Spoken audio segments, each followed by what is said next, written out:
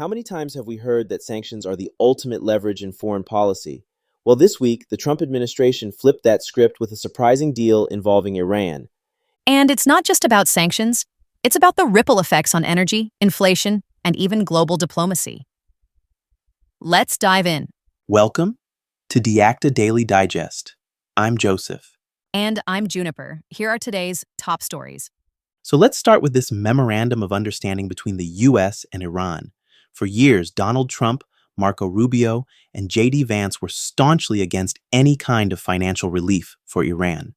They called it dangerous, irresponsible, and a threat to global security. And now, they've signed off on a deal that could release billions of dollars in frozen Iranian assets. It's a complete reversal, isn't it? The memorandum lays out a plan to unfreeze Iranian funds, lift sanctions, and even issue waivers for Iranian oil sales. All of this is conditional, of course, but it's still a massive shift from their previous hardline stance. And the timing is fascinating. This comes after years of criticizing the 2015 Iran nuclear deal, the JCPOA, which they said gave Iran too much financial freedom. Trump called it the worst deal ever, and Rubio argued that sanctions relief would only fund Iran's military and destabilize the region.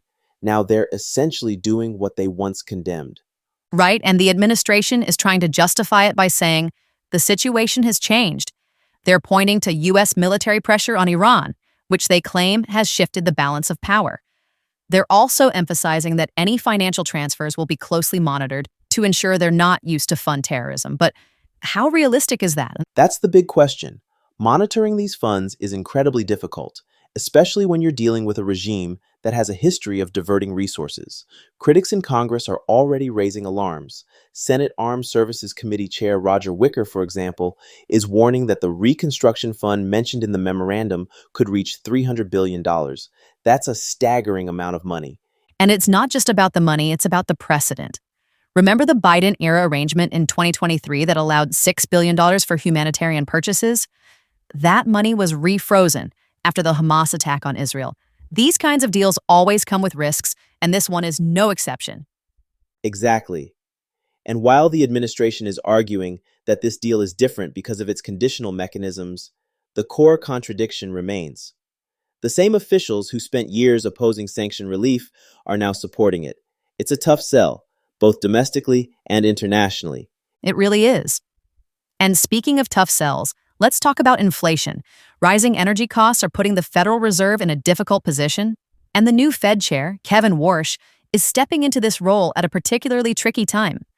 Inflation is back in the spotlight thanks to surging energy prices.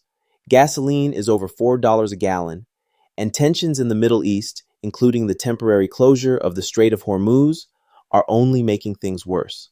The latest data shows the personal consumption expenditures price index is up 3.8% year over year, the fastest pace since 2021. And it's not just energy prices. Housing costs, utilities, and even leisure spending are contributing to this broader inflationary pressure. It's a classic case of how energy costs can bleed into other sectors.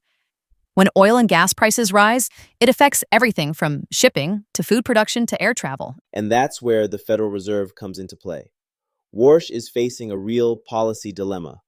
On one hand, the Fed's primary tool to combat inflation is raising interest rates. But if they hike rates too aggressively, they risk slowing the economy even further.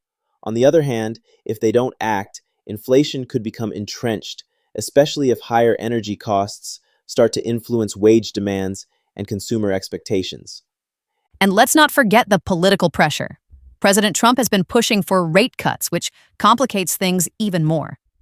Warsh has to balance the Fed's dual mandate, price stability and maximum employment, while also maintaining the central bank's independence. It's a high-stakes situation, for sure, and the June Federal Open Market Committee meeting will be a critical moment.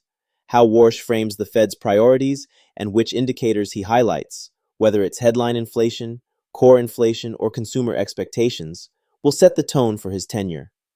It will. And there's another layer to this. The role of technological advances like artificial intelligence. Warsh has argued that AI and other innovations could lower costs and potentially allow for earlier rate reductions.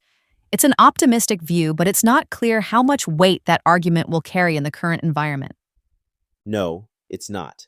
And while all of this is playing out, the Treasury Department has taken a step that could have its own inflationary implications, issuing a 60-day license allowing Iranian oil transactions. Let's talk about that.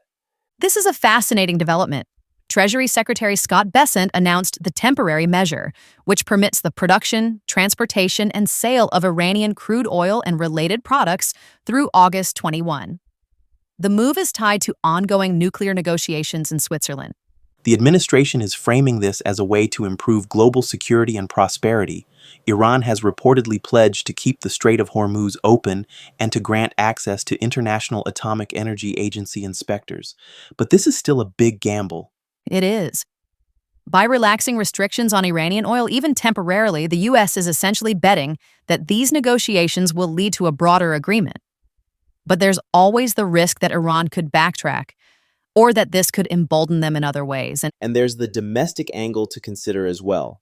Allowing Iranian oil transactions could help ease global oil prices, which might provide some relief to American consumers facing high gas prices. But it also opens the administration up to criticism, especially from those who see this as a concession to Iran. It's a tightrope walk, no doubt about it. And when you look at all three of these stories together, the memorandum with Iran, rising inflation, and the temporary oil license, you start to see how interconnected these issues are. Energy, foreign policy, and the economy are all colliding in ways that make policymaking incredibly complex. That's a great point. These aren't isolated issues, they're part of a larger web of challenges that the administration has to navigate, and the stakes couldn't be higher, both domestically and internationally. Absolutely. It's a reminder of just how difficult it is to govern in a world where everything is interconnected. Every decision has ripple effects, and there are always trade-offs to consider. Well, that's all the time we have for today. Thanks for unpacking these stories with me. Thank you. Until next time.